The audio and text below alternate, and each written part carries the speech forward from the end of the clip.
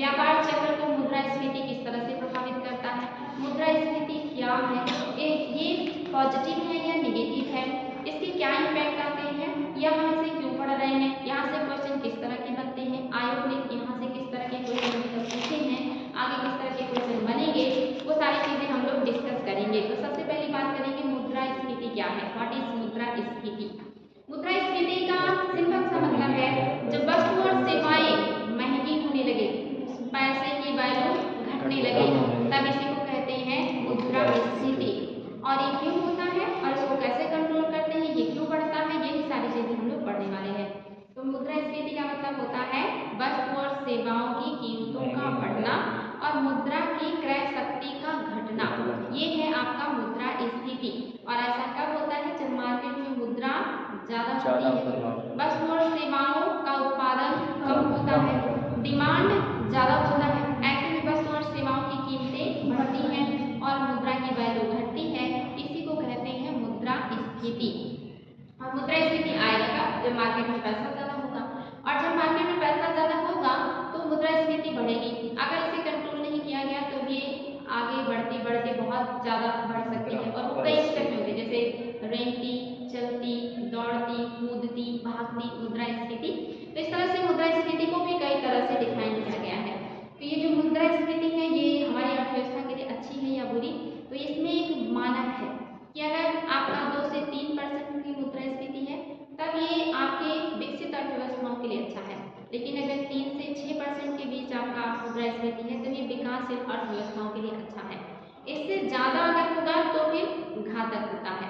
तो ये मुद्रास्फीति आ क्यों रही है, मुद्रा के ज्यादा होने से। मुद्रा ज्यादा कब होती है, जब आरबीआई सस्ते मौद्रिक नीति का अनुसरण करता है। जब वो सस्ते मौद्रिक नीति का अनुसरण करेगा तब मार्केट में मुद्रा ज्यादा आएगी। जब सरकारें सस्ती राजकोषीय नीति का अनुसरण करेंगी तब मार्केट में मुद्रा ज्यादा आएगी। अब जिन्होंने पढ़ा है सस्ती मौद्रिक नीति वो तो समझ रहे हैं कि क्या क्या होगा तो मार्केट में मुद्रा आएगी।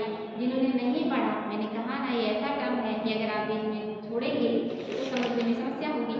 अब जिन्होंने समझा है वो जरा मुझे बताएं सस्ती मौद्रिक नीति का क्या मतलब है। हाँ इसमें मैम जैसे कि SLR को घटा दें, हाँ। CRR को घटा दें मैम, उसके बाद मैं सस्ते मतलब ब्याज दर का अनुसरण उसमें करेंगे।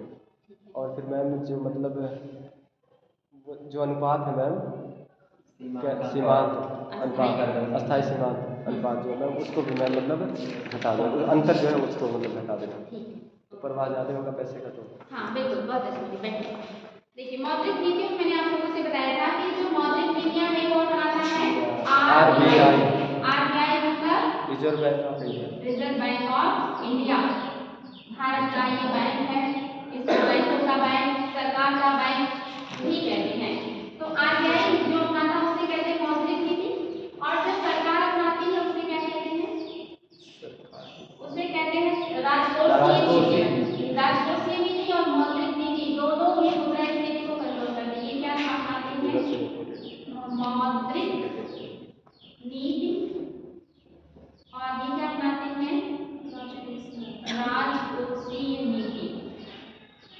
अब ये जो दोनों नीतियां हैं इसी से मुद्रास्फीति और मुद्रास्फीति कंट्रोल होती है, स्फीति कंट्रोल होती है, यही करते हैं।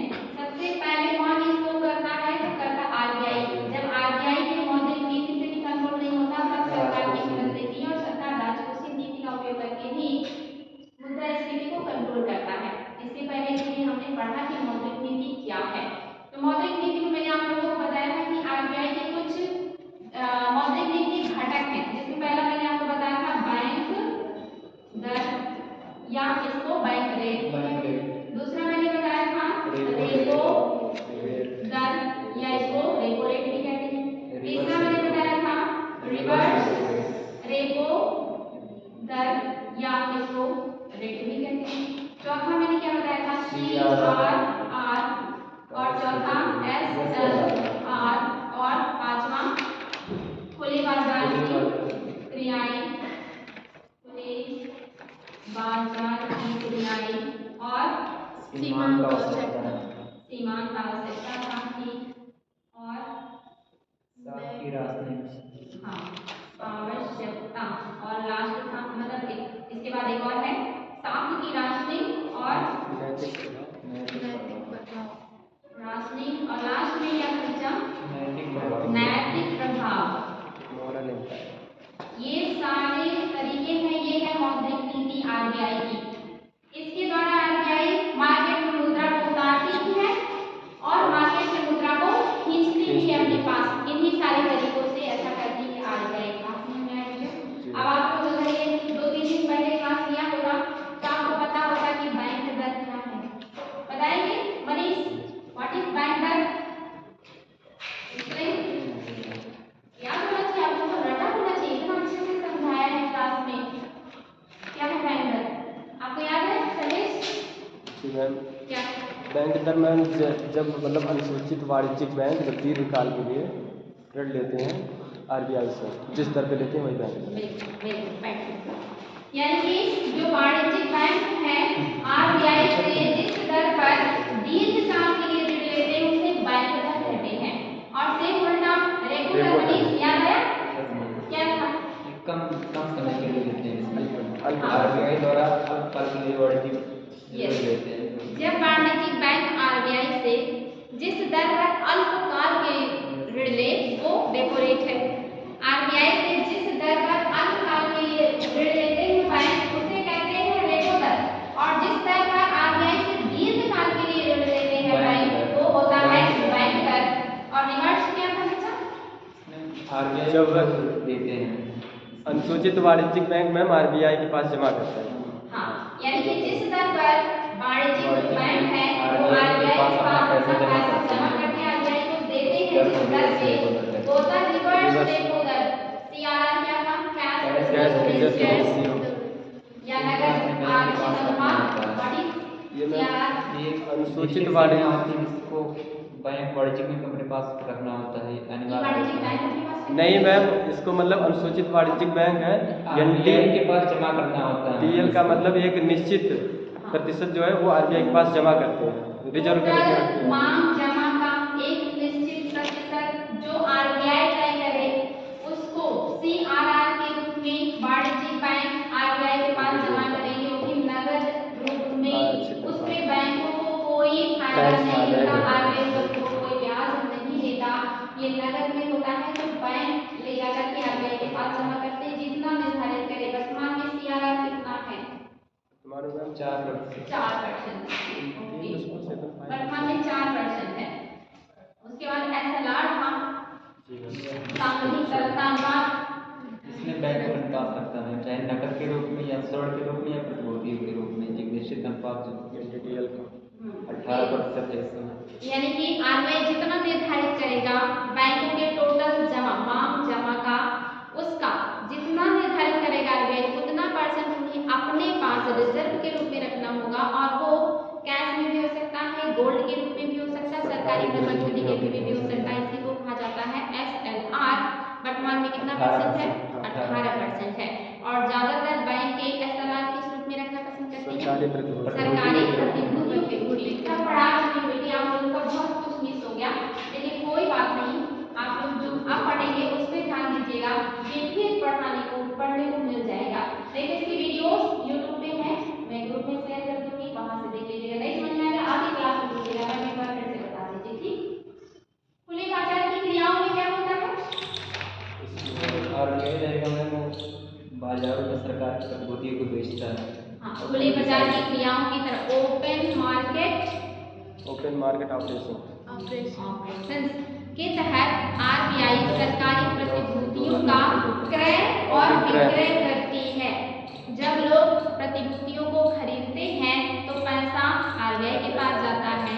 जब लोग प्रतिभूतियों को मतलब सरकार को देते हैं, आरबीआई को देते हैं तो पैसा लोगों के पास होगा। यानी कि आरबीआई एक बार बेचेगी, विक्रय करेगी, फिर उसको क्रय करेगी।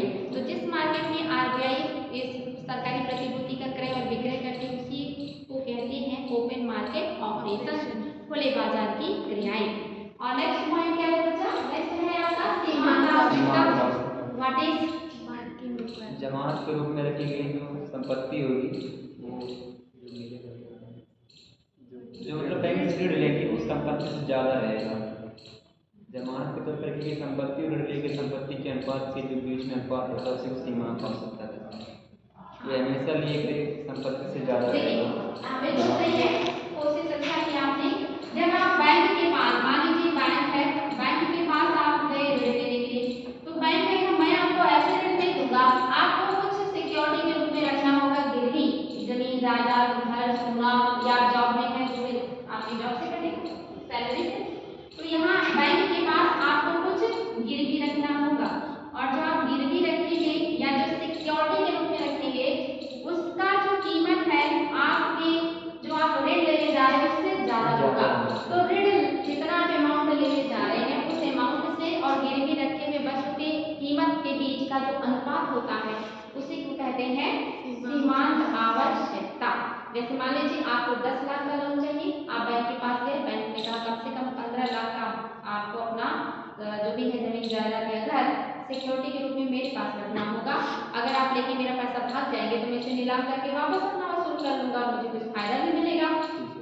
तो आपको लेना था 10 लाख, आपने रखा उसके पास गिरवी 15 लाख का, यानी कि 5 लाख का अनुपात आया ना, दोनों के बीच लोन लेने और गिरवी रखे में अतिरिक्त 5 लाख का अनुपात आ रहा है, तो इसी अनुपात को क्या कहते हैं? सीमांत आवश्यकता। यानी कि हमें एक जितना दे रहे हैं इससे ज्यादा का आवश्यकता है, तभी तो इसको नीलाम करके हम फायदा कमाएंगे। ये है सीमांत आवश्यकता। और लास्ट में क्या था? सांप की राशनिंग। सांप की बेटी मतलब मैम ये तो आरबीआई बहुत निर्धारित आसान करेगा है। कि कोई भी वाणिज्यिक बैंक इस सीमा से अधिक में ऋण नहीं दे सकता है। हाँ, इसको सांप कैसे का होगा? बिल्कुल सांप का राशनिंग जी देखिए थी, ऐसा मैंने पढ़ाया था उस दिन। सांप की राशनिंग का मतलब होता है जैसे वाणिज्यिक बैंक के पास मान लीजिए 100 करोड़ रुपए हैं और वाणिज्यिक बैंक का काम क्या है? लोगों को लोन देना और उसमें लोगों से ब्याज लेना और उसी से मुनाफा कमाना।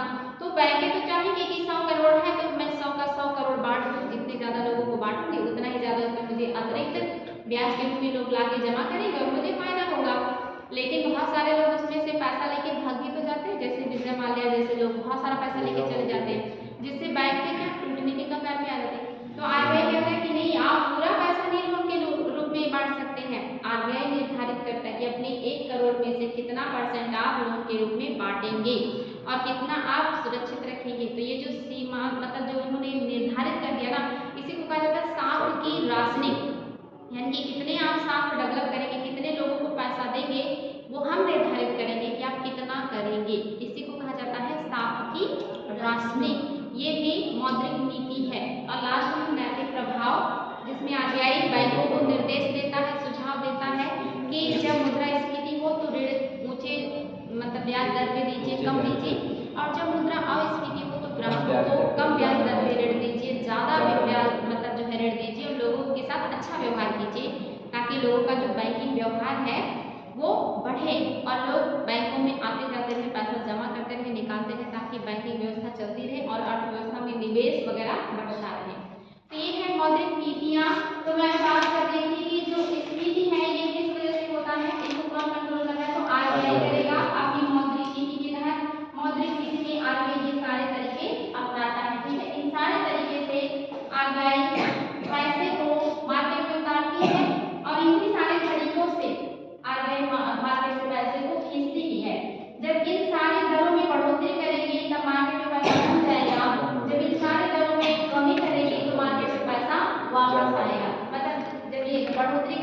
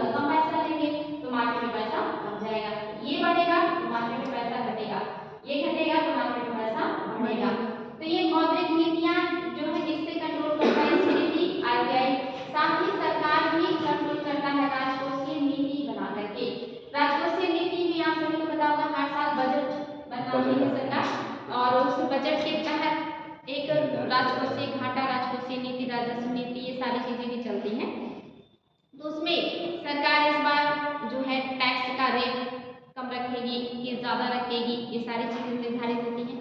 तो अगर सरकारें इनडायरेक्ट टैक्स बढ़ा देती हैं तो मार्केट में पैसे की सप्लाई कम हो जाती है, और अगर सरकारें इनडायरेक्ट रेट जो है मतलब इनडायरेक्ट जो आपके कर हैं उनका जो दर है वो कम कर देती है तो मार्केट में पैसा ज़्यादा रह जाता है। जैसे मान लीजिए कोई कंपनी है, उसने वस्तुएं बनाई और उस पर इनडायरेक्ट टैक्स लगता है, जो कि वो जिसके ऊपर लगता है वो नहीं पे करता, उपभोक्ता के ऊपर वो जाता है। लास्ट में भी पढ़ाएंगे जब प्रत्यक्ष अप्रत्यक्ष कर तो बताएंगे।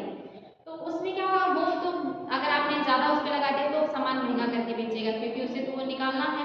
फिर जो थोक विक्रेता लेकर के जाएगा उसके ऊपर वो भार जाएगा तो वो भी महंगा करेगा, फुटकर भी महंगा करेगा, फिर लास्ट में उपभोक्ता को भी महंगा मिलेगा। जब उपभोक्ता को चीज़ें महंगी मिलेंगी तो लोग कम खरीदेंगे, यानी कि पैसा कम इधर उधर होगा, और जब सस्ता मिलता है तो हम क्या करते हैं, ज़्यादा सामान खरीदते हैं। तो ये भी तरीका है मार्केट में पैसे को जाने से रोकने का, या कहिए कि आपके जो डायरेक्ट टैक्स होते हैं जिसमें सरकार, मान लीजिए किसी को सैलरी मिल रही है 1 लाख रुपए महीने, सरकार ने कहा कि 1 लाख में से 5% आपको हमें देना होगा, यानी कि 5,000 रुपये आप जमा करेंगे डायरेक्ट टैक्स के रूप में। लेकिन अगर सरकार कहते हैं सिर्फ 1% लगेगा तो इसका मतलब आपके पास और 4,000 बचेंगे, तो आप उसको कहीं ना कहीं तो इन्वेस्ट करेंगे, खर्चा करेंगे, चाहे दवा में, चाहे खाने पीने में, चाहे पहनने ओढ़ने में, या कहीं निवेश करने में।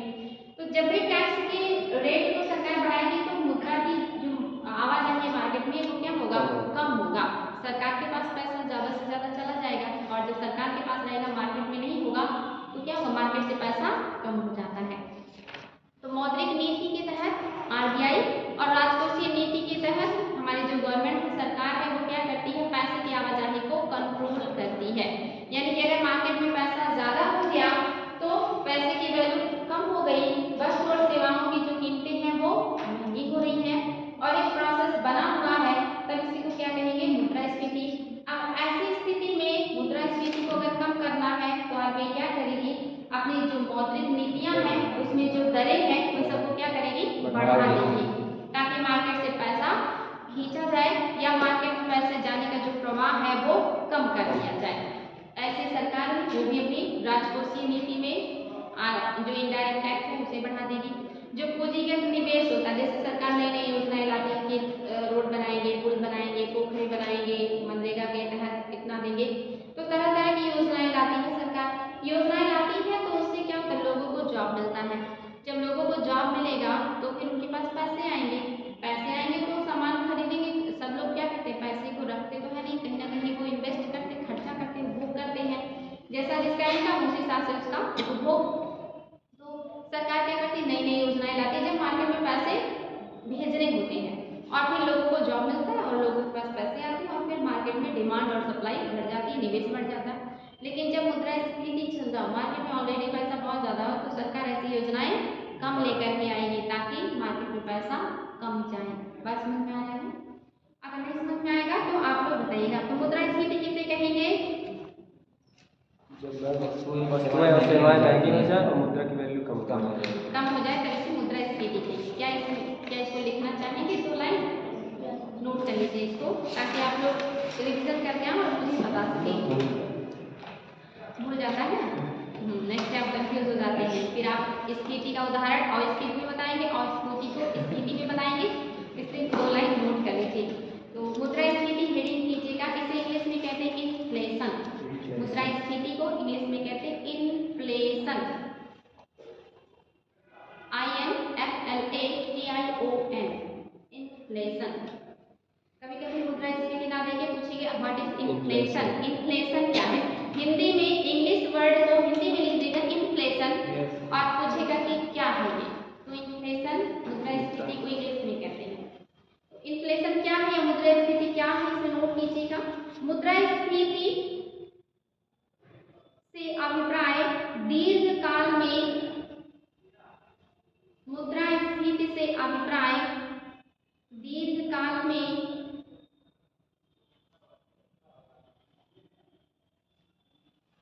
सामान्य कीमत स्तर में वृद्धि, मुद्रास्फीति से अभिप्राय दीर्घकाल में, याद रखेंगे दीर्घकाल में सामान्य कीमत स्तर में वृद्धि की स्थिति से है। दीर्घकाल में सामान्य कीमत स्तर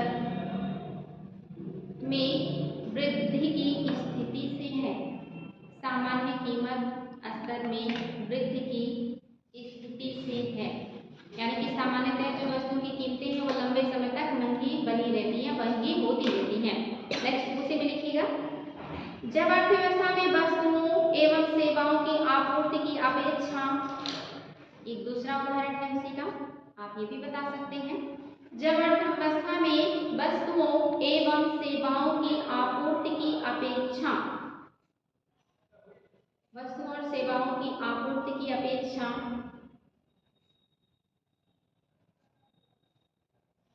मुद्रा की आपूर्ति अधिक हो जाती है। जब अर्थव्यवस्था में वस्तुओं एवं सेवाओं की आपूर्ति की अपेक्षा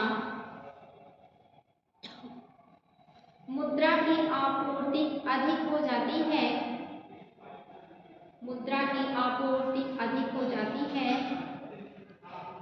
अर्थात वस्तुओं और सेवाओं की आपूर्ति की अपेक्षा, अर्थात वस्तुओं और सेवाओं की आपूर्ति की अपेक्षा,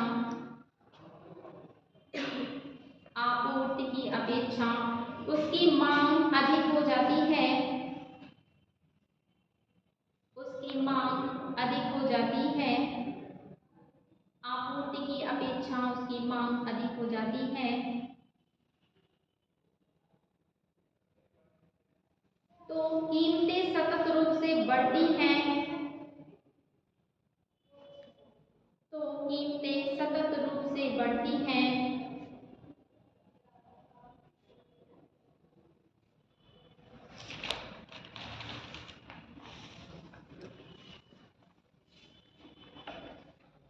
और मुद्रा का मूल्य घटता है,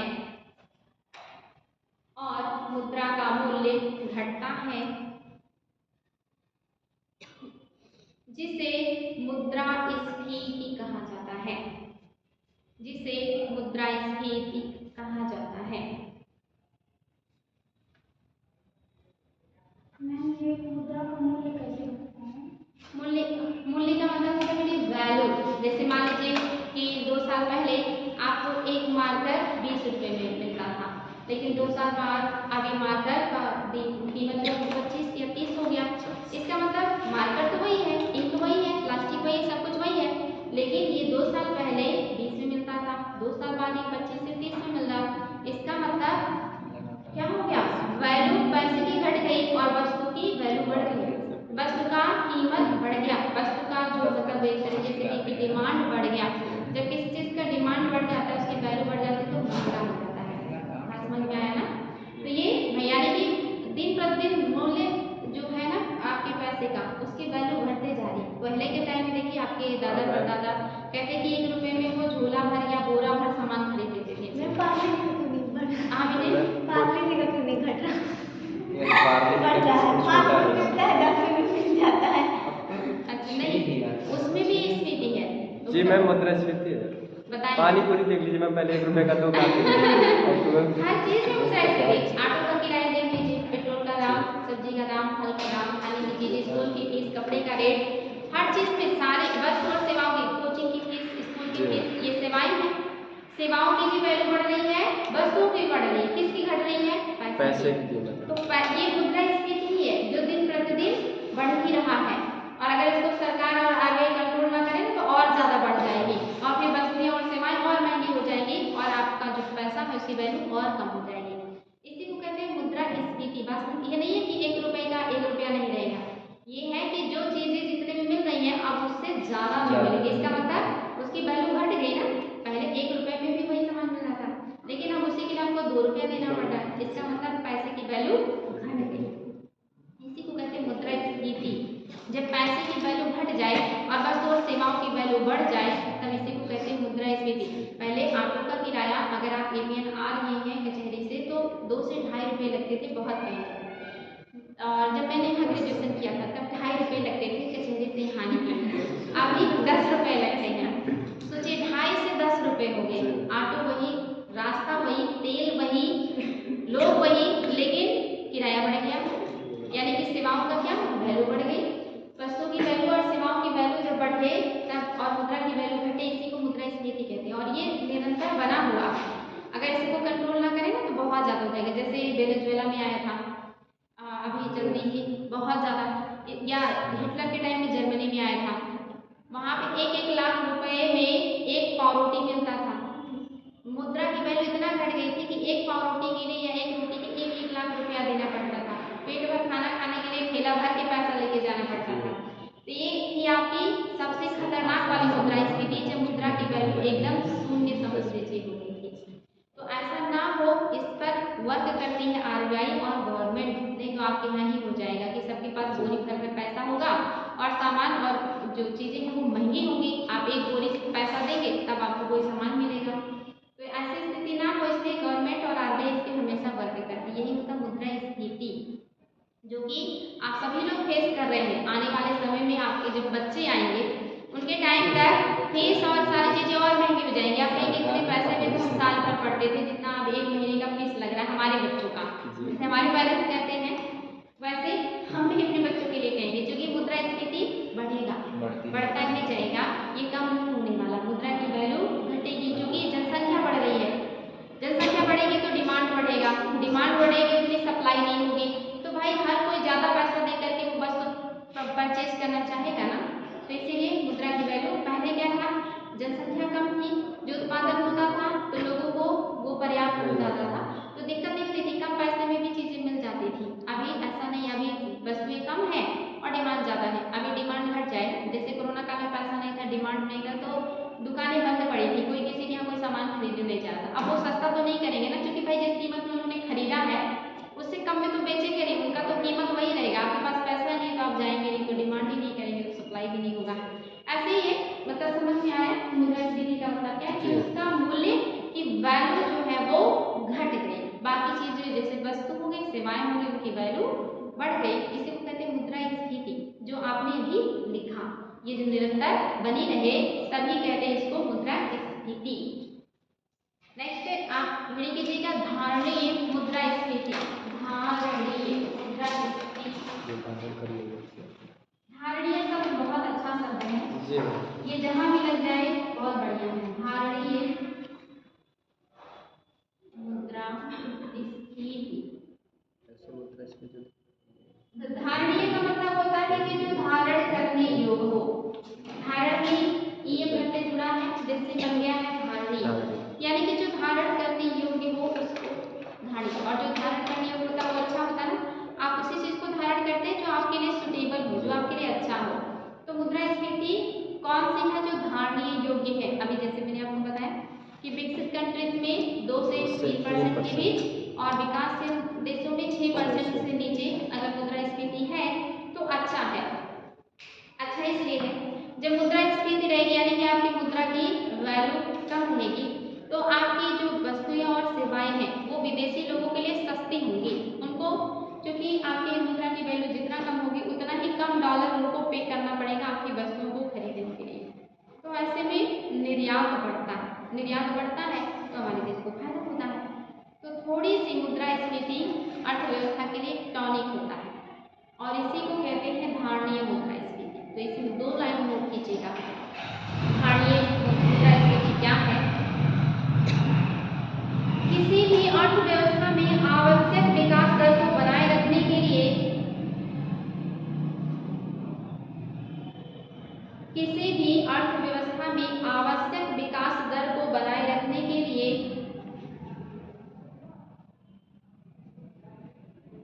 विकास दर को बनाए रखने के लिए एक निश्चित सीमा में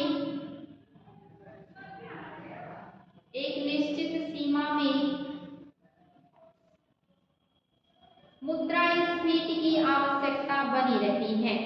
एक निश्चित सीमा में मुद्रास्फीति की आवश्यकता बनी रहती है। एक निश्चित सीमा में मुद्रास्फीति की आवश्यकता बनी रहती है। इसी संकल्पना को क्या कहते हैं, धारणीय मुद्रास्फीति।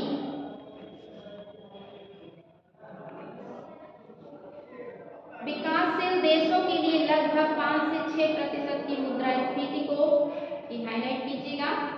विकासशील देशों के लिए 5 से 6%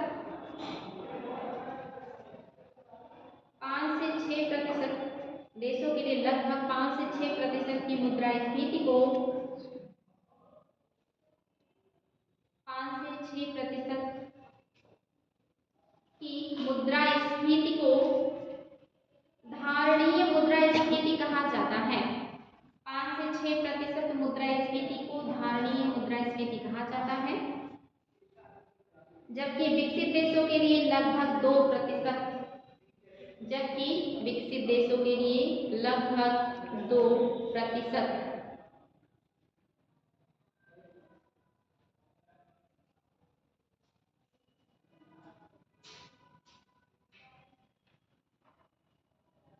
ये तो आपने पढ़ा कि मुद्रास्फीति क्या है। फिर आपने पढ़ा कि कितना परसेंट मुद्रास्फीति विकसित देश के लिए अच्छा है और कितना परसेंट मुद्रास्फीति विकासशील देश के लिए अच्छा है। मैम हाँ, हम इसको कैसे मापेंगे कि 2% है 3%? जैसे पिछले साल आपका जो मुद्रा है इसकी कीमत मतलब किसी वस्तु को आप अपनी मुद्रा में कितनी कीमत में ले रहे थे, फिर इस साल उस वस्तु की मुद्रा के हिसाब से कीमत कितना बढ़ गया है, तो ये कितने परसेंट की मतलब कीमत में बढ़ोतरी हुई है। 1% की हुई, 2% की हुई, 5% की हुई या 6% हुई। तो इसी आधार पर यानी कि 5 से 6% के अगर बीच में ये बढ़ोतरी हो रही है तो फिर ठीक है। अगर इससे कहीं ज़्यादा हो रही है तब दिक्कत है। जैसे मान लीजिए कि आप ऑटो का किराया 10 रुपया दे रहे हैं, आ रहे हैं आप वहाँ से 10 रुपया किराया दे रहे हैं, अगले साल 2 रुपया और बढ़ गया तो इतना ठीक है, लेकिन अगले साल सीधे 20 हो जाए तो 50% हो गया ना। 50% नहीं, आपका 5 से 6% यानी कि 1 रुपया 2 रुपया से बढ़ोतरी हो किराए में, तो इसी को कहते हैं 5 से 6% यानी कि मामूली थोड़ी थोड़ी वृद्धि, हर साल थोड़ी थोड़ी वृद्धि हो तो इतना ठीक है, इतना चलेगा। ये नहीं कि अचानक से 2 गुना दाम हो जाए, 3 गुना दाम हो जाए वस्तु और सेवाओं की, तब अच्छा नहीं है। इसी को आगे बताएंगे किस डिफिनीशन में रखा जाता है, ठीक ना। बात समझ में आया कि कैसे मापेंगे, कितना परसेंट मूल्य में वृद्धि हो वस्तु और सेवा की। आप हेडिंग कीजिएगा मुद्रास्फीति के कारण होती क्यों है मुद्रास्फीति। मुद्रास्फीति के कारण आपने पढ़ा मुद्रास्फीति क्या है, व्हाट इज मुद्रास्फीति या किसे कहते हैं मुद्रास्फीति। फिर आपने पढ़ा कि कितना परसेंट मुद्रास्फीति हमारे देश के लिए बेहतर है, तो आज की भारत के लिए कितना परसेंट की मुद्रास्फीति ठीक है, तो लगभग 5 से 6, एग्जैक्ट नहीं, लगभग 5 से 6। तो ये जो मुद्रास्फीति है ये होती क्यों है, कारण क्या है मुद्रास्फीति का। मुद्रास्फीति आए ही रहा लेकिन आता है, क्यों आता है, तो सबसे पहला कारण है मांग जनित मुद्रास्फीति। पहला कारण क्या है, मांग जनित मुद्रास्फीति। मुद्रास्फीति के कारण में मांग मुद्रास्फीति या मांग जनित मुद्रास्फीति। पहला है मांग मुद्रास्फीति, पहला है मांग मुद्रास्फीति, डिमांड मुद्रास्फीति या डिमांड इन्फ्लेशन। मांग मुद्रास्फीति का मतलब होता है कि डिमांड का बढ़ना। जैसे जनसंख्या बढ़ रही है हर साल तो लोग क्या डिमांड बढ़ रहा है, जब डिमांड बढ़ेगा वस्तु और सेवाओं की और वस्तु और सेवाओं का उत्पादन बहुत ज्यादा उस हिसाब से नहीं बढ़ेगा तो क्या होगा, उसकी आपूर्ति घटेगी। आपूर्ति जब किसी चीज की घटती तो उसकी वैल्यू बढ़ जाती है और जब वैल्यू बढ़ेगा तो फिर क्या होगा, मुद्रा की वैल्यू उसके सामने घट जाएगी। अगर मांग ना बढ़ता तो मुद्रास्फीति बढ़ती क्या, नहीं बढ़ती। मांग नहीं बढ़ता तो वस्तु और सेवाएं इक्वल है, क्यों महंगी होगी। वस्तुएं और सेवाएं महंगी कब होती हैं, जब मांग करने वाले ज्यादा होते हैं और उपलब्ध कराने वाले कम। जैसे कोचिंग स्कूल की फीस बहुत ज्यादा कम होती है जब संख्या में कम होते हैं, जब बहुत सारी कोचिंग होती है तब फिर क्या होता है, प्रतिस्पर्धा होती है, गुणवत्ता भी मिलती है हमें और कीमत भी कम रहता है। तो अगर ऐसा नहीं है तो जैसे भी उत्पादन बढ़े, जैसे जनसंख्या बढ़े उसी हिसाब से उत्पादन भी बढ़े तो फिर हमें ज्यादा महंगाई का सामना नहीं करना पड़ेगा, क्योंकि वस्तुएं मार्केट में बहुत उपलब्ध है। जैसे सीजन में आम बहुत सस्ता होता है, सीजन में आलू बहुत सस्ता होता है 10 रुपये 15 रुपये किलो, लेकिन बिना सीजन में वही 25-30 तक चला जाता है। या सीजन में प्याज लहसुन या जो भी जब उसका उत्पादन हुआ बढ़िया जिस सीजन में उस समय वो सस्ता होता है, लेकिन जब उसके उत्पादन का समय नहीं होता तब वही चीजें महंगी मिलती हैं। इसका मतलब अगर वही उत्पादन हमेशा बना रहे तो महंगी नहीं होगी, तो मुद्रास्फीति नहीं आएगा। लेकिन उत्पादन हमेशा वैसे नहीं बना है लेकिन मांग हमेशा वैसे ही बना, प्याज का रोज खाएंगे लहसुन का रोज कुछ खाएंगे, 10 रुपये केजी मिलेगा तब भी खाएंगे, तब ज़्यादा खाएंगे, और जब 100 रुपये केजी मिलेगा तब भी खाएंगे, लेकिन थोड़ा कम खाएंगे, उसके अपेक्षा दूसरा चीज़ खाएंगे जो सस्ता मिलेगा। यानी कि मुद्रास्फीति बढ़ने का सबसे पहला कारण क्या है? मांग, डिमांड।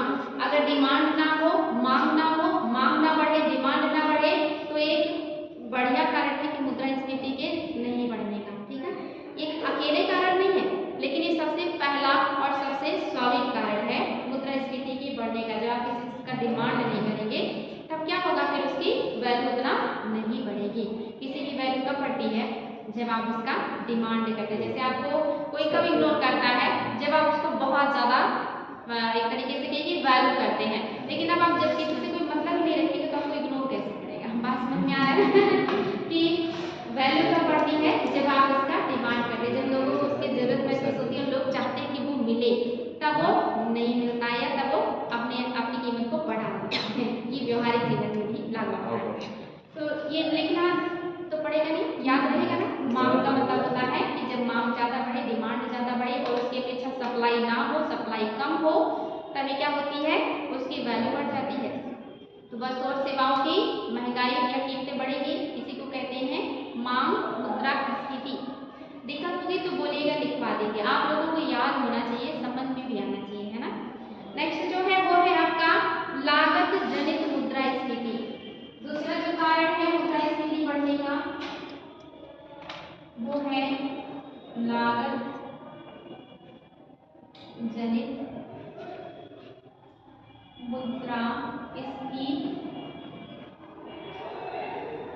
लागत जनित मुद्रास्फीति का मतलब होता है कि जब वस्तुओं और सेवाओं के उत्पादन में लागत ज्यादा लगे। मान लीजिए किसी ने कृषि की गेहूं बोया, अब गेहूं में कीटनाशक महंगे, खाद महंगी, बीज की कीमत महंगा, हर और उसकी कटाई महंगी, उसको मतलब जो है काटने के लिए मशीन लगते हैं ना, हर चीज़ महंगा होगा, तो जितना व्यक्ति लगाया है उससे मुनाफा तो चाहेगा या फिर अपना मुनाफा निकालने के लिए उसकी कीमत क्या करेगा? बढ़ा देगा। लेकिन अगर बीज फ्री में दे दे सरकार, पानी फ्री उपलब्ध करा दे, बिजली फ्री उपलब्ध करा दे, कीटनाशक फ्री उपलब्ध करा दे, मतलब जो खाद फ्री उपलब्ध करा दे, कोई लागत ज़्यादा नहीं लग रही, सिर्फ मेहनत लग रही, तो फिर उसकी मतलब एक उदाहरण दे रही हूँ, अगर ऐसे सरकार कर ले या मतलब कोई भी, तो क्या उसमें लागत ज़्यादा नहीं लगी, तो फिर उसकी कीमत भी ज़्यादा नहीं होगा। या मान लीजिए कोई चीनी उत्पादन कर रहा है, चीनी मिल, अगर उसे गन्ने महंगी कीमत में मिल रहा है, मजदूरी ज़्यादा देनी पड़ रही है, बिजली का कीमत ज़्यादा है, और जो उसमें और बाकी चीज़ें लग रही वो सारी मशीनें ज़्यादा है महंगी, तो जब वो हर चीज़ को महंगे में अरेंज करेगा तो फिर वो कीमत बढ़ा के देगा ना। जैसे जब आप किसी शोरूम में जाते हैं जहाँ AC वगैरह लगी रहती है, तो वहाँ पे वस्तुओं की कीमत ज़्यादा रहती है, क्योंकि वो रूम का किराया भी ज़्यादा देंगे, AC लगा रखा है, बिजली का खर्चा भी ज़्यादा देंगे, फिर और बहुत सारी सजावटी चीज़ें लगा रहते हैं। लेकिन वही फुटपाथ पे अगर कोई सामान बेच रहा है तो बहुत सस्ता देता है, क्योंकि वो ऐसी चीज़ों का अरेंजमेंट उसे नहीं करना पड़ता और उसकी गुणवत्ता पर भी कोई मतलब जो है मानक नहीं होता, तो क्या करते हैं बहुत सस्ती चीज मतलब कीमत में सेम वैसा ही ड्रेस देंगे, भले ही उसमें गुणवत्ता ना हो, लेकिन कीमत सस्ती रहती है कि नहीं? जो फुटपाथ पे लोग देते हैं बहुत सस्ती रहती है ना, क्योंकि भाई जो शोरूम का किराया दे रहा है, AC का पैसा दे रहा है और वर्कर्स रख रहा है और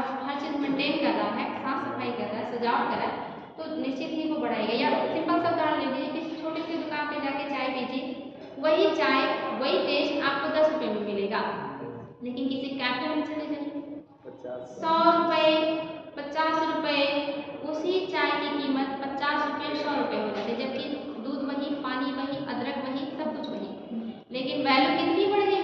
4-5 गुना। और अगर थोड़ी सी और स्टैंडर्ड लेवल की कैफे में थोड़ा पैक करके दीजिए तो 100-150-200 रुपये पहुँच सकता है।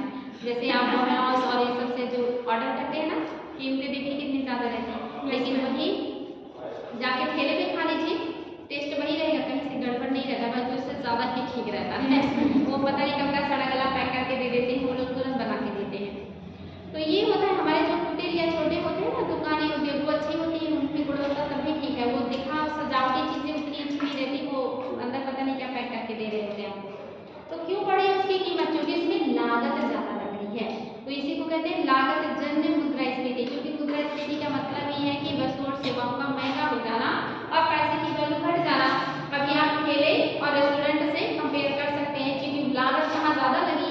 यहाँ पे लागत कम लगी इसलिए इन्होंने सस्ता दिया और उन्होंने ज़्यादा महंगा दिया। जैसे आजकल आप देखेंगे ठेले पे लेके लोग घूमते हैं ना, वो पपाया अक्सर सुनते होंगे ना, 100 रुपए में 4 किलो। केजी। लेकिन किसी दुकान पे जाइए जो बेचारा एक जगह का किराया दे रहा है और वहाँ पे बैठा है, तो फिर वो कितना भी कम करेगा तो 30 से 40 रुपए केजी से कम नहीं देगा। तो बात में हर चीज़ में आपको मुद्रास्फीति दिखेगी। अब आपको लगेगा कि हम मुद्रास्फीति ज़्यादा है, यहाँ कम है। तो ये बात समझ में आ गया। तो ये कैसी मुद्रास्फीति हो गई? लागत, अगर लागत ज़्यादा ना लगे तब भी मुद्रास्फीति कम आएगा, अगर लागत कम हो तो भी मुद्रास्फीति क्या होता है? कम आता है। जैसे बड़े बड़े जो कोचिंग है जैसे दृष्टि वगैरह, अब वहाँ जाएंगे तो वहाँ की चेयर महंगी, एसी महंगा, व्यवस्था महंगी, टीचर्स का फीस महंगा। तो जब महंगे टीचर्स रखेंगे, वो अच्छे आपको चेयर देंगे, अच्छा इन्वायरमेंट देंगे, अच्छी फैसिलिटी देंगे, तो भाई पैसा तो लेंगे ना। अब वही किसी छोटे सिंपल से कोचिंग में जाएंगे तो वहाँ पे सस्ते फीस में टीचर आएंगे, सस्ता माहौल होगा, तो फिर वो क्या करेंगे? फीस अपना कम कर देंगे। तो वो कैसा? वो लागत जैसे यहाँ है यहाँ है। देखिए आप मुद्रास्फीति समझ में आया? इकोनॉमी में मुद्रास्फीति कहाँ क्यों है वहाँ ज़्यादा?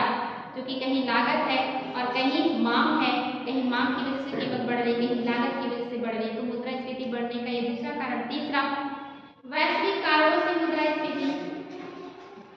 तीसरा है वैश्विक कारणों से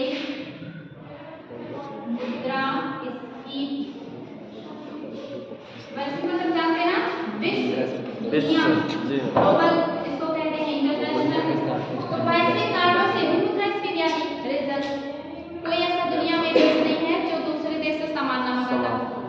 खास करके विकासशील और अविकसित देश तो बहुत ज़्यादा डेवलप्ड कंट्रीज पे निर्भर होते हैं, मिसाइल के लिए, टेक्नोलॉजी के लिए, अच्छी सुविधाओं के लिए और बहुत सारी चीज़ों के लिए। जैसे आप ले लीजिए पेट्रोलियम के लिए आप अरेबियन कंट्री, हथियार के लिए रूस, फ्रांस, अमेरिका पर निर्भर रहते हैं काफ़ी हद तक। तो ऐसे अभी मैंने सिर्फ 2 उदाहरण बताए। तो अगर आप पेट्रोल बाहर से खरीद के ला रहे हैं, मान लीजिए अभी वहाँ पे पेट्रोल की कीमत सामान्य है, लेकिन जैसे अभी यूक्रेन और रशिया में युद्ध शुरू हो गया, अभी क्या हो गया? उधर सामान की डिमांड ज़्यादा हो गई, हथियार ज़्यादा खरीदे जा रहे, पेट्रोल ज़्यादा खर्च हो रहा है, तो महंगी हो जाएंगी कि नहीं? वस्तु और सेवाएं महंगी हो जाएंगी अंतर्राष्ट्रीय मार्केट में। और अगर आप बड़े पैमाने पे आयात कर रहे हैं बाहरी चीज़ों का, जैसे हम बड़े पैमाने पे करते हैं, चाइना के साथ हमारा इतना ज़्यादा व्यापार है, इतना ज़्यादा हम घाटे में रहते हैं, चाइना से बहुत ज़्यादा सामान हम आयात करते हैं। अभी चाइना से युद्ध होने लगे तो चीज़ें हम महंगी हो जाएंगी कि नहीं हो जाएंगी? जो चाइना से हम सस्ते मिला रहे थे नहीं आएगा और दूसरे देशों से वो हमें नहीं मिलेगा, तो हमारे यहाँ वस्तुएं महंगी हो जाएंगी कि नहीं हो जाएंगी? ऐसे पेट्रोलियम मान लीजिए अरेबियन कंट्रीज में कोई डिस्टर्बेंस हो जाए, आपस में लोग लड़ने लगे और महंगा हो जाए तेल, तो आपके यहाँ भी तेल तुरंत क्या हो जाएगा? महंगा हो जाएगा। यानी कि जो आपने बाहर से चीज़ें मंगाई, विश्व से चीज़ें मंगाई और विश्व मार्केट में डिस्टर्बेंस आया, तो आपके यहाँ वो चीज़ें महंगी हो जाएंगी। तो अगर महंगी होगी तो क्या हो गया? मुद्रास्फीति आ गई ना, वैल्यू बढ़ गई उस वस्तु की और आपके पैसे की वैल्यू उसके सामने घट गई पहले की अपेक्षा, यानी कि मुद्रास्फीति।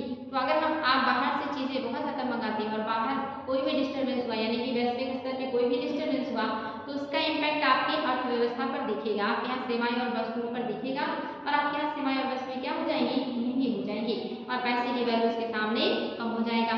तो तीसरा कारण क्या होता है मुद्रास्फीति का? वैश्विक कारण। अगर आपकी निर्भरता वैश्विक स्तर पे बहुत ज़्यादा है तब बहुत ज़्यादा आएगा, अगर कम है तो कम आएगा। बात समझ में? जैसे अमेरिका वगैरह है उनके यहाँ कम आएगा क्योंकि वो बहुत ज़्यादा बाहरी चीज़ों पर निर्भर नहीं है, लेकिन आएगा उनके यहाँ भी क्योंकि वहाँ भी चाइनीज माल, भारतीय माल जाते हैं बड़े पैमाने पे। जैसे सबसे ज़्यादा हम जो आयात में मतलब सबसे ज़्यादा जो हम जिनको बेचते हैं उसमें अमेरिका और यूएई है, जो संयुक्त अरब अमीरात और यूएसए को ही हम सबसे ज़्यादा निर्यात करते हैं और फायदा कमाते हैं। चाइना से तो हम आयात करते हैं, उससे हम हमेशा 60% घाटे में रहते हैं। तो ये फायदा हम यानी कि हम अमेरिका को दे रहे हैं वस्तुएं, तो वस्तुएं अगर हमारे यहाँ से ना जाए तो अमेरिका में वो महंगा होगा कि नहीं होगा? हो जाएगा, निश्चित तौर पे हो जाएगा। तो ये हो गया तीसरा कारण। चौथा है, अच्छा ये 3 कारण है, सबसे बड़े 3 कारण हैं मुद्रास्फीति के। पहला क्या है? मांग। सबसे बड़ा कारण यही होता है मुद्रास्फीति में बढ़ने का। दूसरा लागत जनित मुद्रास्फीति, जब वस्तुओं और सेवाओं में लागत ज़्यादा लगता है। और तीसरा अगर हम वैश्विक स्तर पे बहुत ज़्यादा निर्भर हैं, दूसरे देशों से चीज़ें, वस्तुएं और सेवाएं मंगाते हैं और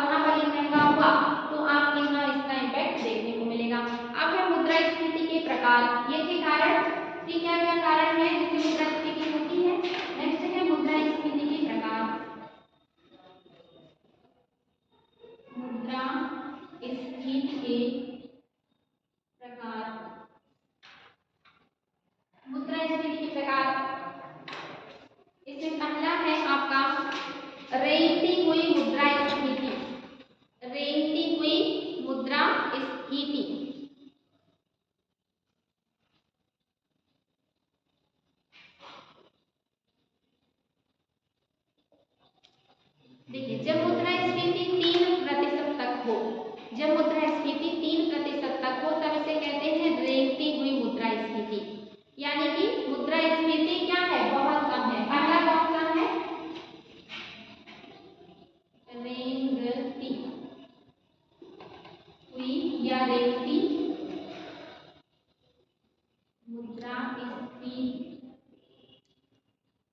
रेंगती मुद्रास्फीति या रेंगती हुई मुद्रास्फीति, इसका मतलब होता है जब मुद्रास्फीति 3% से कम हो, और यानी कि 3% से कम होगा तो वस्तु और सेवाओं की जो कीमत है वो बहुत धीरे बढ़ रही है।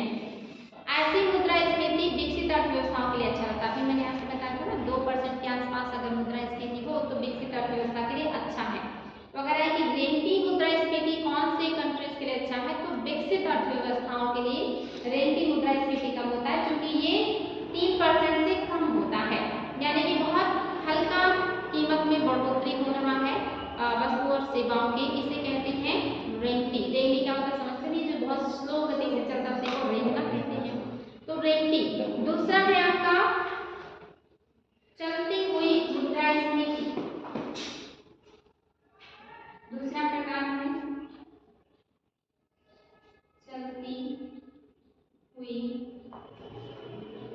मुद्रास्फीति।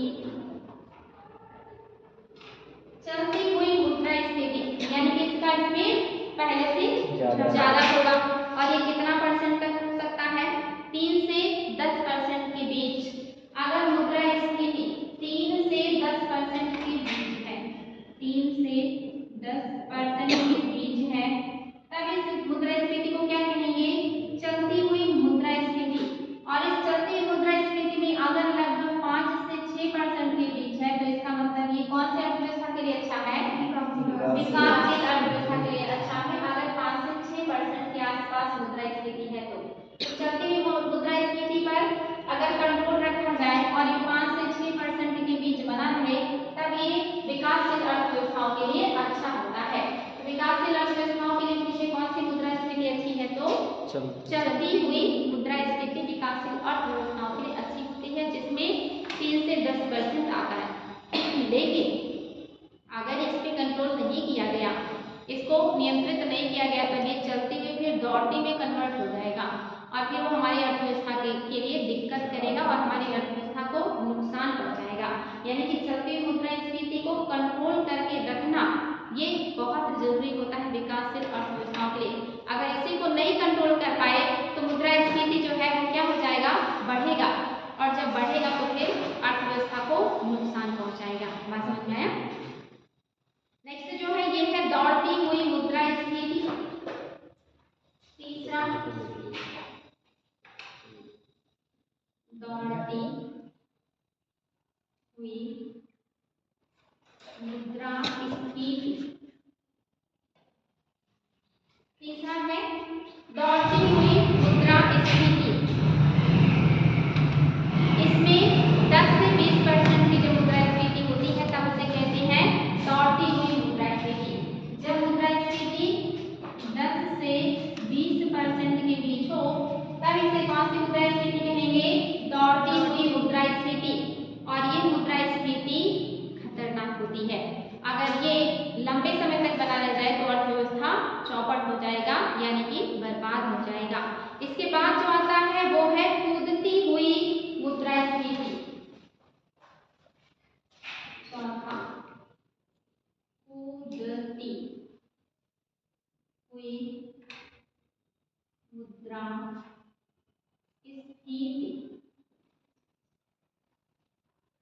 चौथे नंबर पे आता है कूदती हुई मुद्रास्फीति, और ये जब 20% से अधिक हो जाए। जब मुद्रास्फीति 20% से अधिक हो जाए तब कौन सी मुद्रास्फीति है, कूदती हुई मुद्रास्फीति। और ये तो पूरी तरह से अर्थव्यवस्था को क्या करेगा, नष्ट करेगा। और लास्ट में आता है अति मुद्रास्फीति। ये सबसे लास्ट है जब पूरी तरह से मुद्रा की वैल्यू एकदम शून्य हो जाती है। और जैसे कि मैंने बताया कि आप लोगों को वेनेजुएला में हाल ही में आया था और जर्मनी में आया था, जब ठेले घर घर के लोग पैसे लेके जाते थे और एक पाव रोटी मिलती थी, उतने में तो आदमी कचरा बेच के बहुत सारी चीजें प्राप्त कर, इतना कम वैल्यू जब मुद्रा की यानी कि शून्य की लगभग हो जाए तब इसे क्या कहते हैं, अति मुद्रा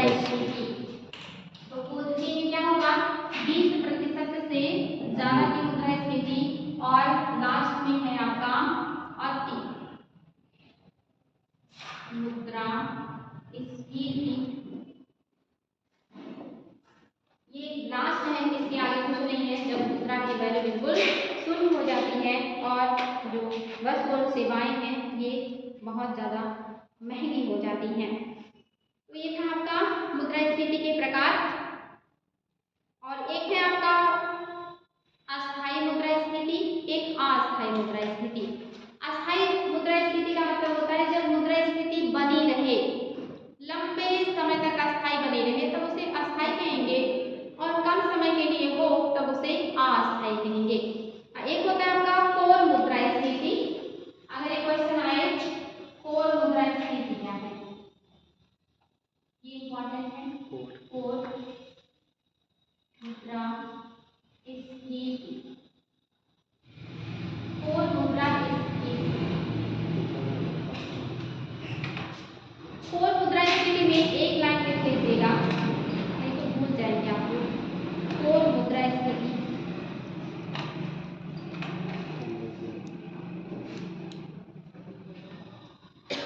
आरबीआई या रिजर्व बैंक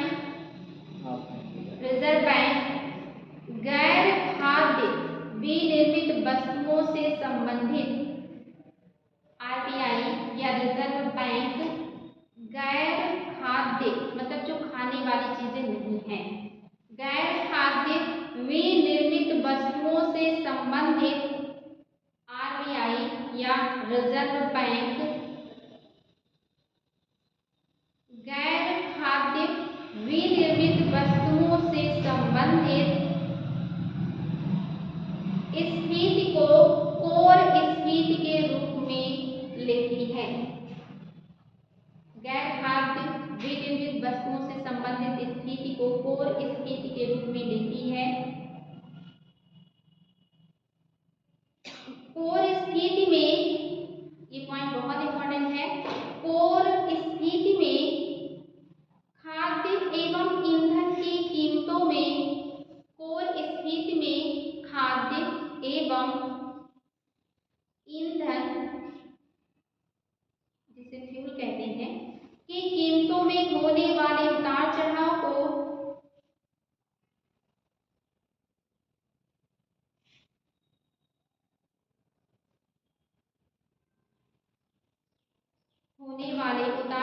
को सम्मिलित नहीं किया जाता है, सम्मिलित नहीं किया जाता है।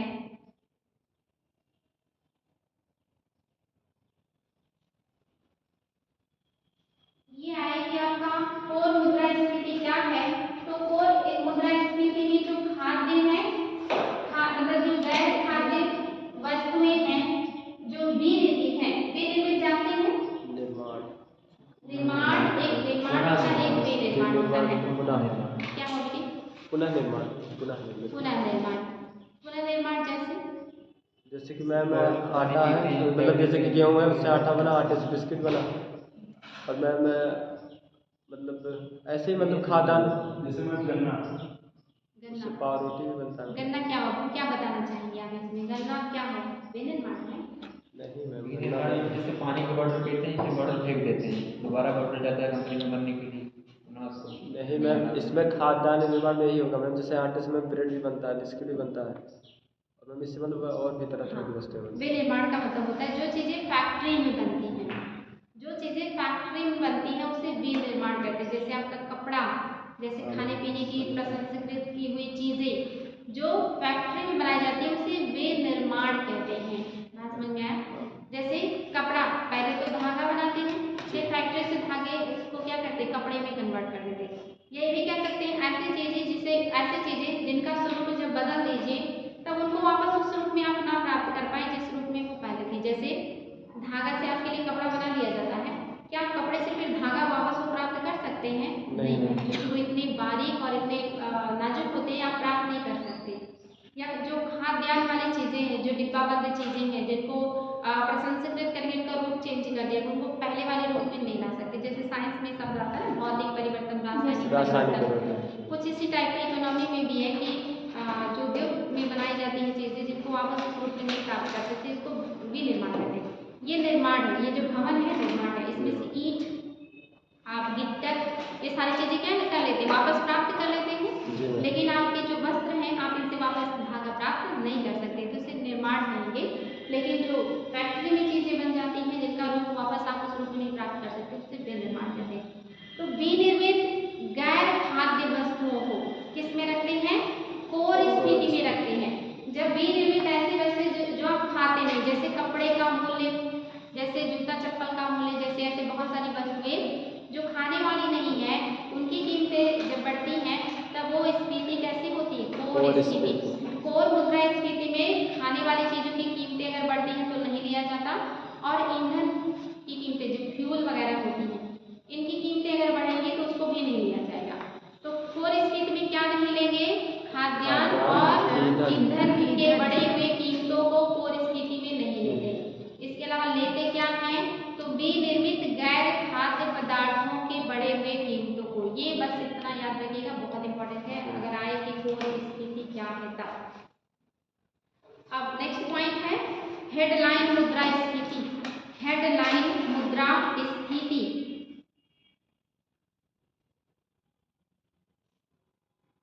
ये नोट कीजिएगा, ये भी इंपॉर्टेंट है। हेडलाइन मुद्रा स्फीति थोक मूल्य सूचकांक के आधार पर, थोक मूल्य होल प्राइस इंडेक्स कहते हैं इसको, WPI, थोक मूल्य सूचकांक के आधार पर समग्र मुद्रास्फीति के,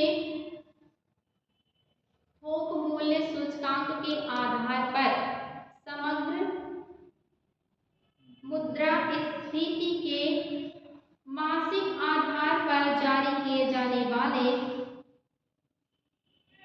थोक मूल्य सूचकांक के आधार पर समग्र मुद्रास्फीति के मासिक आधार पर जारी किए जाने वाले, मासिक आधार पर जारी किए जाने वाले आंकड़ों को हेडलाइन मुद्रास्फीति कहते हैं। आंकड़ों को हेडलाइन मुद्रास्फीति कहते हैं, हेडलाइन मुद्रास्फीति कहते हैं।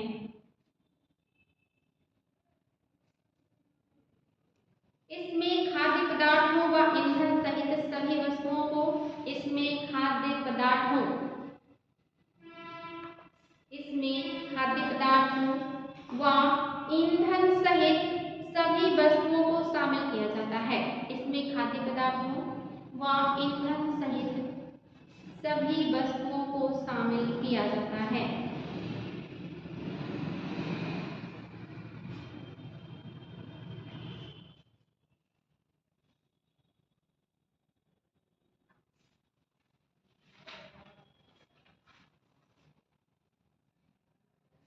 ये बात समझ में आई? मैम कोर मुद्रास्फीति में इसको में मतलब ये खाद्य और जो ईंधन है इसको क्यों नहीं शामिल किया जाता? इसको नहीं शामिल किया गया बेटे। जैसे आपसे पूछेगा कि कोर मतलब व्हाट इज कोर मुद्रास्फीति, मुद्रास्फीति क्या है, तो ऐसी मुद्रास्फीति जिसमें गैर खाद्य विनिर्मित वस्तुओं को लिया जाता है, जिसमें खाद्य और ईंधन को नहीं लिया जाता, उसको कोर मुद्रास्फीति, जैसे उसके डेफिनेशन बना रखे हैं उन्होंने कि कोर मुद्रास्फीति में क्या आएगा, हेडलाइन मुद्रास्फीति में क्या आएगा, मांगजनिक मुद्रास्फीति क्या है। तो एक क्राइटेरिया है कि कोर में, यानी कि कोर यानी कि जहाँ से जिसमें खाद्य चीज़ों को नहीं ले, बस आपको ये करना है। क्यों नहीं ले रहे हैं ये तो गवर्नमेंट जाने या RBI जाने कि उन्होंने क्यों इसमें नहीं लिया, लेकिन उसका एक डेफिनेशन, जैसे सबका अपना अपना डेफिनेशन होता है, तो कोर मुद्रास्फीति में उसका डेफिनेशन ये है कि आप उसमें खाद्यान्न वाली वस्तुएं और ईंधन की कीमतों में जो वृद्धि होगी उसको नहीं लेंगे, इसलिए उसको कोर कहा गया है। ठीक है। तो दूसरा जो आपने लिखा है हेडलाइन, इसमें सभी तरह की मुद्रास्फीति को लेंगे, चाहे वो खाद्य वाली हो चाहे ईंधन वाली हो, ठीक ना। तो ये क्या करेंगे, इसमें थोक मूल्य जो वस्तुएं होती है जहाँ से थोक में बेची जाती है उसका देखेंगे कि कितना मुद्रास्फीति उसमें हुई है। जैसे फुटकर में तो कोई सस्ता कोई महंगा अपने हिसाब से लोग देते ना, लेकिन थोक जो विक्रेता होते हैं वो थोक में एक ही भाव में सबको मिलता है, यानी कि सही तरीके से अगर सरकार निकालना चाहे तो वहाँ से थोक में वस्तुएं लेकर के फिर देख सकती है कि इन वस्तुओं का कितना कीमत बढ़ा है। और इसको क्या कहते हैं, हेडलाइन मुद्रास्फीति, जिसमें सारी चीजें आती हैं। ये हर महीने मासिक आधार पर जारी किया जाता है और इसको अध्ययन करके थोक मूल्य पर, थोक मूल्य में देखा जाता है कि कितनी वृद्धि आई है। बात समझ में आया? नेक्स्ट है आपका आयातित मुद्रास्फीति। आयातित मुद्रास्फीति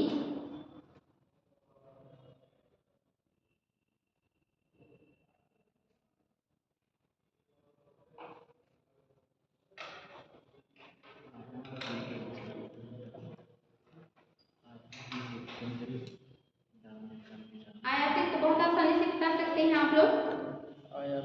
वही जैसे वैश्विक आपने देखा ना मुद्रास्फीति कि अगर वैश्विक स्तर में कुछ भी दिक्कत हुआ, वैश्विक स्तर में उस वस्तु और सेवा की कीमत बढ़ी जो आप अपने यहाँ मंगाते हैं तो आपके यहाँ भी उसकी कीमत बढ़ जाएगी। ऐसे ही है जो चीजें आप आयात करते हैं, अगर वो आप सस्ते में आयात कर रहे हैं तो आपके यहाँ सस्ते में बिकेगा, यानी कि वैल्यू कम होगी उसकी। लेकिन आयातित वस्तुओं की अगर कीमत बढ़ जाए, अगर चाइना अपने यहाँ कच्चे माल का कीमत बढ़ा दे जो उसके यहाँ से हम मंगाते हैं और फिर अपने यहाँ डिलीवरी करके बेचते हैं तो हमारे यहाँ वस्तुएं महंगी हो जाएंगी ना। या हम जो पेट्रोल मंगाते हैं अगर वो लोग महंगा बेचने लगे या अंतर्राष्ट्रीय मार्केट में उसका कीमत बढ़ जाए तो आपके यहाँ भी बढ़ जाएगा। तो आयातित और वैश्विक दोनों लगभग एक जैसे हैं कि अगर वैश्विक स्तर पे अर्थव्यवस्था में किसी भी तरह की डिसबैलेंस होती है तो फिर आप उसका इम्पैक्ट आपकी अर्थव्यवस्था पे आएगा। और जो वस्तुएं आप मंगाते हैं अगर उसकी कीमत ज़्यादा हो गई है तो भी आपके यहाँ क्या होगा, मुद्रास्फीति उसकी वजह से बढ़ेगा। बात समझ में आ रहा है, कोई दिक्कत तो नहीं है। वैश्विक और आयातित दोनों में बस समझ लीजिए एक जैसी है कि अगर वैश्विक स्तर पर उन वस्तुओं और सेवाओं की कीमत बढ़ी जो आप अपने यहाँ मंगाते हैं तो फिर क्या होगा, आपके यहाँ भी उन वस्तुओं और सेवाओं की कीमत बढ़ जाएगी। इसको आप आयातित, अगर आयात किए हुए वस्तुओं की कीमत बढ़ रही तो आयातित, और वैश्विक स्तर पे बढ़ रही है तो आपके यहाँ से जो वस्तुएं बाहर जा रही थी उसका बाहर डिमांड नहीं होगा और जो बाहर से वस्तुएं आ रही थी वो आपको महंगी मिलने लगेंगी। बात समझ में आ रहा है? तो इससे भी कीमतें बढ़ेंगी। अगला है नेक्स्ट है छिपी हुई मुद्रास्फीति। छिपी हुई मुद्रास्फीति तो प्रकार हो गया था। इसके बाद आप लोग देख रहे थे और भी कुछ मुद्रास्फीति जिसमें आप देख रहे थे छिपी हुई मुद्रास्फीति। छिपी हुई मुद्रास्फीति का क्या मतलब है? जो छिपी हुई ये मुद्रास्फीति आप सभी लोग फेस करते हैं। जी मैम। क्या है ये? जैसे मैम बिस्किट आप बता रहे थे आकार में परिवर्तन, जैसे कि पहले मैम 13 की मतलब 12 13 इतना बड़ा आता है, उसके बाद उसकी साइज में भी मैम कमी कर दी जाए। जैसे कि हाँ मैम, जैसे मतलब वो वजन जो है मैम, जैसे कि जो 5 रुपये में जितने ग्राम मिलता था उसमें मैम कमी कर दी जाए। हाँ, छिपी हुई मुद्रास्फीति ऐसी मुद्रास्फीति जो आपको दिखाई नहीं देती, छिपी होती है। जैसे सबसे सिंपल उदाहरण पार्ले जी, जब आप छोटे थे तब भी आपको 4 रुपये में एक पैकेट पार्ले जी मिल जाता था और अभी भी 4 रुपये में एक पैकेट पार्ले जी मिलता है, लेकिन अब पहले से उसके अब 5 रुपये में मिलता है। अच्छा, ओट्स वाला भी आ गया। मतलब जो भी वृद्धि ज़्यादा नहीं हुई, बहुत मामूली वृद्धि हुई या कहीं ना कहीं, लेकिन उसकी मात्रा घट गई। क्वांटिटी पहले थोड़ी ज़्यादा आती थी, अभी उसकी क्वांटिटी घट गई। पैकेट तो मिल रहा है लेकिन उस पैकेट में बिस्किट की क्वांटिटी घट गई। इसके अलावा उसका वेट, यानी कि पहले वो मोटे आकार का होता था, अभी मोटे आकार का साइज में देखिए आकार छोटा हो गया, वेट कम हो गया और गुणवत्ता कम हो गई। क्या उतना टेस्टी, उतना अच्छा लगता है? बिल्कुल नहीं लगता। यानी कि वेट भी घट गया, आकार भी घट गई, संख्या भी घट गया। वेट, आकार, संख्या, गुणवत्ता, 4 चीजें घट गई। कहने को दाम वही है एक पैकेट का, लेकिन उस एक पैकेट में बहुत सारी चीजें नहीं है। तो ये कैसी मुद्रास्फीति? छिपी हुई, यानी कि कीमत तो कहने को उतना है लेकिन उस जिस कीमत में हमें इतनी सारी अच्छी चीजें मिलती थी अब उतनी अच्छी चीजें हमें नहीं मिल रही। जैसे दूध ले लीजिए, दूध का दाम बढ़ रहा है ना। कभी कभी जब लोग ज्यादा बार्गेनिंग करते कि नहीं हमें इतने में दीजिए जितने में दे रहे थे, लोग क्या करते हैं पानी बढ़ा देते। तो कौन सी मुद्रास्फीति हो गई? आप 1 लीटर में अभी भी उतने ही मिल रहा है, लेकिन क्या वो गुणवत्ता है? नहीं। तो जब गुणवत्ता कोई घटा दे तब उसी गुणवत्ता घटा दे, उसका क्वांटिटी घटा दे, उसका वेट घटा दे, तब ये क्या हो जाता है? छिपी हुई मुद्रास्फीति, जो आपको दिखाई नहीं देती लेकिन उसमें मुद्रास्फीति हो चुकी होती ऑयल में मिलावट ही रहता है ना, ऑयल में हर चीज़ में जिसमें भी मिलावट कर देंगे, दाम नहीं बढ़ाएंगे लेकिन मिलावट कर देंगे, उसकी क्वालिटी घटा देंगे, वही क्या होगी, जैसे कहीं पे आपको चीज़ें सस्ती मिलती हैं तो उसकी क्वालिटी उतनी अच्छी नहीं होती, यानी कि जैसे ठेले पे आप कोई सामान लिया तो वो सस्ता मिला, लेकिन क्या वो क्वालिटी है जो आप ब्रांडेड चीज़ों में पाते हैं, नहीं, तो उसमें कौन सी स्थिति है, छिपी हुई। लेकिन ये भी है कि उसकी वास्तविक कीमत भी कम है, क्योंकि उसके पास लागत वाली कीमत नहीं ज़्यादा है ना, लागत जन्य स्थिति उसमें नहीं है। तो जब क्वालिटी में कमी हो जाए, वेट में कमी हो जाए, संख्या में कमी हो जाए, दाम वही रहे, तब कौन सी स्थिति होती है, छिपी हुई मुद्रास्फीति। नेक्स्ट है संरचनात्मक मुद्रास्फीति। संरचनात्मक मुद्रास्फीति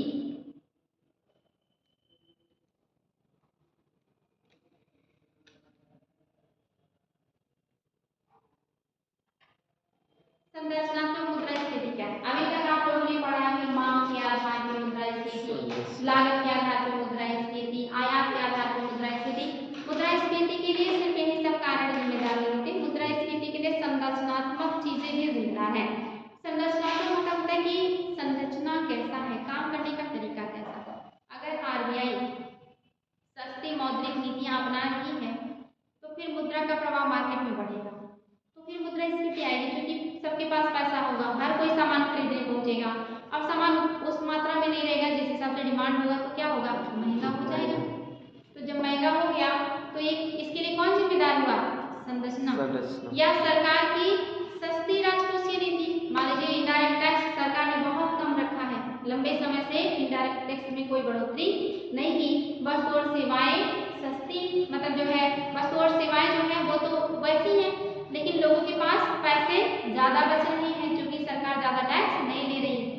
आज जब लोगों के पास पैसा, क्योंकि हमारा नेचर है कि हमारे पास पैसा होगा तो हम खरीदेंगे, एक की जगह 2 मोबाइल, एक गाड़ी की जगह 2 गाड़ी, एक घर की जगह 2 घर, एक कपड़े की जगह 10 कपड़े, जूता, मतलब हर चीज़ में वृद्धि करेंगे, दिखावा या वृद्धि या स्टैंडर्ड को अपने और बेहतर करने का कोशिश करेंगे। तो जब पैसा आता है तो व्यक्ति क्या करता है, यही सब करता है, सामान खरीदता है, सेवाएं खरीदता है। तो जब हर किसी के पास पैसा हो जाएगा, हर कोई खरीदने पहुंच जाएगा, तो दिक्कत हो जाएगा कि नहीं हो जाएगा, तो समस्याएं होंगी। तो ये जब इस तरह की मुद्रास्फीति है, यानी कि सरकार की राजकोषीय नीति लंबे समय तक सस्ती रखे, या कहिए कि जो रेट है टैक्स वगैरह का वो सरकार कम रखे, इससे अगर मुद्रास्फीति आए, या आरबीआई अपनी मौद्रिक नीतियां लंबे समय तक सस्ती रखे, इससे अगर मुद्रास्फीति आए, तो ऐसे मुद्रास्फीति को कौन सी स्थिति कहेंगे, संरचनात्मक। याद रहेगा, नहीं याद रहेगा, पता है मुझे, कल जब मैं पूछूंगी तो आप लोग भूल जाएंगे, भूल चुके होंगे, तो इसीलिए मैं जबरदस्ती नोट करा देती हूँ ताकि पढ़ जाए। क्योंकि पता है ना कि आप लोग महान आत्मा ऐसे सुनेंगे और उसके बाद जाएंगे। पहले के टाइम पे विद्यार्थियों की दिमाग की क्षमता ज़्यादा रहती थी कि आज के विद्यार्थियों का, पहले कोई कॉपी नहीं होता था, कुछ नहीं लिखा जाता था, सिर्फ गुरु अपने शिष्य को सुनाता था, शिष्य अपने शिष्य को सुनाता था, वो अपने शिष्य को सुनाता था। इसीलिए तो पहले के साहित्य को श्रुति सुन सुन करके पहले कंठस्थ करा जाता, सिलेबस था लेकिन वो गुरु के दिमाग में था और स्टूडेंट को समझा देते थे। अभी स्टूडेंट सिर्फ सिलेबस देखता है, पढ़ाई नहीं करता। तो जैसे अभी मैंने इतना समझाया, अब आप लोगों की क्षमता इतनी नहीं है कि आप उसको सुन के समझ लो, कल आके फिर मुझे ऐसा बता दे। यहाँ तो समझाएंगे, लिखाएंगे, कल पूछेंगे, परसों फिर रिविजन कराएंगे, नरसों फिर आप लोग भूल जाएंगे। ऐसा आप लोगों का दिमाग का लेवल हो गया है, इतना कम आप अपने मस्तिष्क का यूज करते हैं कि कहीं घट ना जाए। ज़्यादा यूज करने से ज़्यादा बढ़ता है, घटता नहीं है। तो कौन कौन सा लिखना चाहेंगे, एक कोर मुद्रास्फीति तो मैंने लिखा दिया है, हेडलाइन मुद्रास्फीति लिख लिया है आपने, आयातित समझ में आ गया है, छिपी हुई ये याद रहेगा, ठीक है। संरचनात्मक ये नोट कर लीजिए, संरचनात्मक मुद्रास्फीति, क्योंकि बहुत महत्वपूर्ण है। मुद्रास्फीति केवल आपूर्ति पर मांग के, मुद्रास्फीति केवल आपूर्ति पर मांग के आधिक्य के कारण ही नहीं, मुद्रास्फीति केवल आपूर्ति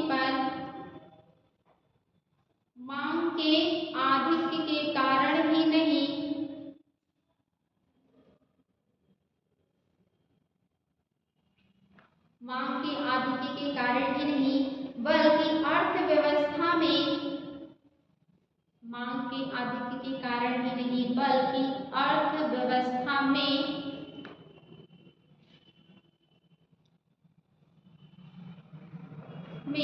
सरकार की मौद्रिक नीतियों के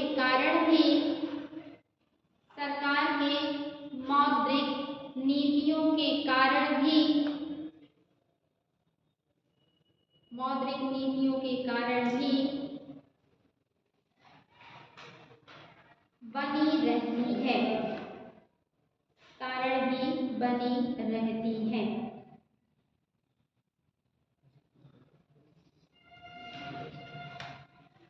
जैसे मैंने बताया कि अगर ऋणों का दर सरकार कम रखे या ज़्यादा मात्रा में नोट की छपाई करवा ले कि हमें आवश्यकता है और आज वे ऐसे कहें कि अतिरिक्त नोट छाप करके हमें दे दीजिए, तो ये कैसा हुआ, संरचना में परिवर्तन आ जाएगा ना इससे। तो अधिक नोट की छपाई करना, ऋणों के दर को कम रखना, RBI का मौद्रिक नीति घटाना, ये सब के कारण भी मुद्रास्फीति आ जाती है। अगला है आपका एक पॉइंट है फिलिप बक्र या फिलिप्स बक्र। ये क्वेश्चन आता है कि फिलिप्स बक्र क्या है।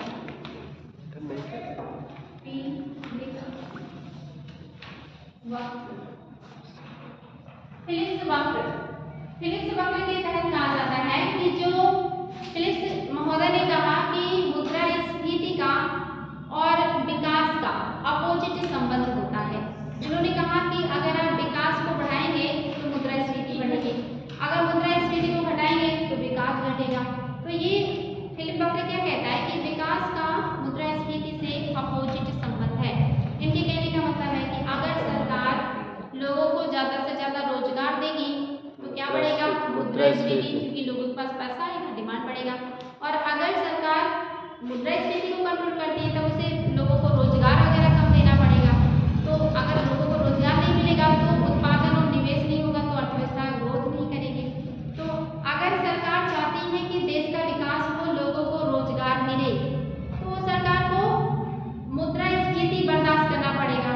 और अगर सरकार चाहती है कि मुद्रास्फीति ना बढ़े तो लोगों को सरकार को बेरोजगारी और अर्थव्यवस्था को मतलब विकास के पथ पे रोकना पड़ेगा। यानी कि हर हाल में सरकार को कुछ न कुछ तो बर्दाश्त करना ही पड़ेगा, चाहे वो मुद्रास्फीति को बर्दाश्त करके लोगों को रोजगार दे और अर्थव्यवस्था को आगे ले जाए, या फिर वो गरीबी को बर्दाश्त करे और मुद्रास्फीति को संतुलित रखे। तो ये कौन कहते हैं, फिलिप बक्र महोदय। इसमें 2 लाइन लिखिएगा, इससे आयोग ने क्वेश्चन पूछा है। फिलिप बक्र बेरोजगारी की दर, फिलिप्स बक्र बेरोजगारी की दर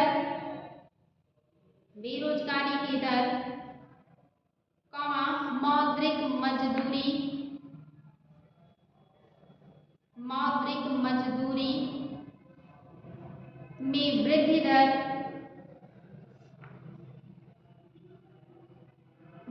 मजदूरी में वृद्धि दर, तथा मुद्रास्फीति की दर में संबंध,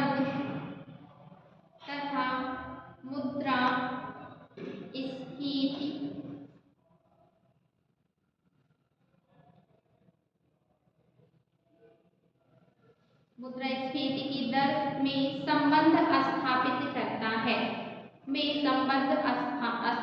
करता है। इसमें स्फीति की दर तथा बेरोजगारी की दर के बीच, स्फीति की दर तथा बेरोजगारी की दर में व्युत्क्रमानुपाती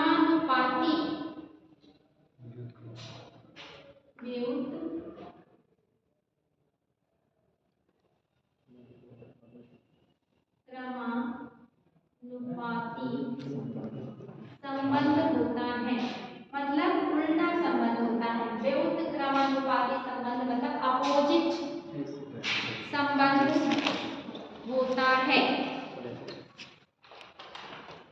उल्टा संबंध का मतलब अगर बेरोजगारी को घटाएंगे तो मुद्रास्फीति बढ़ेगा, और अगर मुद्रास्फीति को घटाएंगे तो क्या बढ़ेगा, बेरोजगारी बढ़ेगा।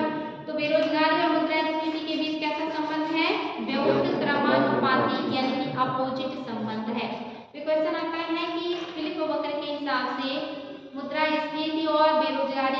कैसा संबंध है, समानांतर संबंध है, व्युत्क्रमानुपाती संबंध है, कोई संबंध नहीं है, इस टाइप से तो आपको बताओ, या स्टेटमेंट में भी आ सकता है। तो ये आप लोगों को याद होना चाहिए। व्युत्क्रमानुपाती का मतलब होता है अपोजिट संबंध। तो यहाँ तक का बात समझ में आए बच्चों आप लोगों को? किसी को कोई दिक्कत? अगर कोई दिक्कत है तो आप लोग भेजिए। जो मतलब सरकार जो नोट छपवाती है, सर इसका मुद्रास्फीति पर क्या असर है? इसका होगा बेटे कि मान लीजिए पहले से मार्केट में अर्थव्यवस्था में मुद्रा जो है वो है, और सरकार चाहती है कि वो अपनी जो जरूरतें उसको पूरा करने के लिए आरबीआई से और नोट छपवा ले। तो पहले से जितनी मुद्रा है मार्केट में उस हिसाब से तो सब कुछ थोड़ा ठीक चल रहा था, लेकिन आपने अतिरिक्त मुद्रा और छपवाया, अब छपवा के सरकार अपने पास तो रखेगी नहीं, निश्चित ही उसको कोई योजना शुरू करेगी। तो योजना शुरू करेगी, मशीन खरीदेगी, लेबर लेगी, वस्तुएं खरीदेगी, यानी कि पैसे कहाँ जा रहे? मार्केट में लोगों के पास जा रहे। अब जब लोगों के पास पैसा अतिरिक्त और आएगा, ज़्यादा और आएगा, तो मार्केट में पैसा ज़्यादा नहीं आ जाएगा। अब जब ज़्यादा पैसा आ जाएगा तो उसकी मात्रा बढ़ जाएगी, अगर उसकी मात्रा बढ़ी तो वस्तु और सेवाओं की वैल्यू क्या हो जाएगी? और बढ़ जाएगी, यानी कि मुद्रास्फीति और बढ़ जाएगी। पहले से तो है ही, अगर और अतिरिक्त आपने मुद्रा छपवाया तो वो आकर के मार्केट में और भी ज़्यादा मुद्रा की वैल्यू को घटा देगा कि नहीं घटा देगा? तो ये मुद्रास्फीति को बढ़ाता है, ठीक ना? इसीलिए सरकारी नोट नया नहीं छपवाती है जल्दी। देखिए आखिर चाहती तो जो मुद्रा उन्होंने मतलब था पुराना वाला, वो उससे कहीं ज़्यादा छपवा लेती, लेकिन नहीं, जितना मुद्रा था उसको वापस मांगा उन्होंने कि कितना मुद्रा है हमारे मतलब अर्थव्यवस्था में उतना ही छापना है। हाँ, कुछ जो फट जाता है, खराब हो जाता है, उसकी आधार पे उसी अनुपात में मुद्रा छापा जाता है कि इतना घिस गया होगा, इतना फट गया होगा तो इतना मुद्रा अतिरिक्त और छापा जाएगा। ये नहीं कि जितना मन करे उतना छाप लो और अपने ऐसे तो होता तो सरकार हमसे वोट ही मांगने नहीं आती, मुद्रा छाप छाप करके बोरी भर भर के कुआं खोद करके पैसा भर लेती, उसके बाद कह देती जिसको मन करे उसको वोट दो। लेकिन जिस दिन ऐसा करेंगे ना अर्थव्यवस्था ध्वस्त हो जाएगी, उस दिन उनका वो पैसा किसी काम का नहीं रहेगा और उस पर सोएंगे फिर। छपवा नहीं जर्मनी में हुआ था मैम ऐसा। जर्मनी में हिटलर ने छपवाए थे ना बहुत ज़्यादा मुद्रा, जो कि युद्ध करना था, हथियार खरीदने थे, बाद में इतना मुद्रा हो गया कि फिर उसकी कोई वैल्यू नहीं रहती। इसलिए मुद्रा आप छाप नहीं सकते हैं, जितना मुद्रा मार्केट में है अगर उसमें घिसा